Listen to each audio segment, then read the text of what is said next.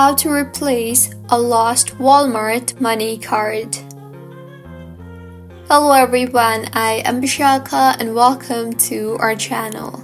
I will take you through the step-by-step process on how to replace a lost Walmart money card. Now, let's get right into the tutorial. Firstly, go ahead and open the Walmart Money Card application and log into your Walmart Money Card app. Further, tap on the Settings option and then tap on the Manage Card option you see there. You will then see the option for Report Card Lost or Stolen. Tap on that. Now, select whether your card was lost or stolen.